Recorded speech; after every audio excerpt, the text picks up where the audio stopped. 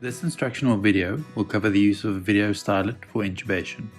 A video stylet is a rigid device that gets inserted into an endotracheal tube. It is a supraglottic device, therefore it must never be moved beyond the vocal cords. This could cause significant damage to the trachea. An endotracheal tube is placed over the device with the tip of the tube in view of the camera and secured in that position.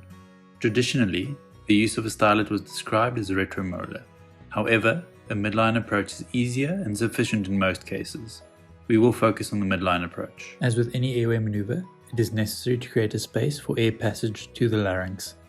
In the case of a video stylet, this is also necessary to create a field of view so that the soft tissue structures do not obstruct your view on the camera. You have several options to do this: grabbing the patient's tongue and mandible and lifting it upwards, using a laryngoscope to create the space needed, or having an assistant perform a jaw thrust. Place the stylet in the midline and slowly move forward until the epiglottis comes into view. Move around the epiglottis and lift it slightly if needed to see the larynx. Place the tip of the endotracheal tube between the vocal cords, holding the stylet in the same position. Advance the endotracheal tube until the black marker is at the level of the vocal cords. Remove the stylet and secure the endotracheal tube.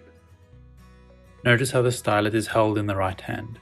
Insert it in the midline and advance slowly, pulling upwards and tilting if necessary to bring the larynx into view. Once the tip is at the vocal cords, the stylet is held in place and the endotracheal tube is advanced with the left hand.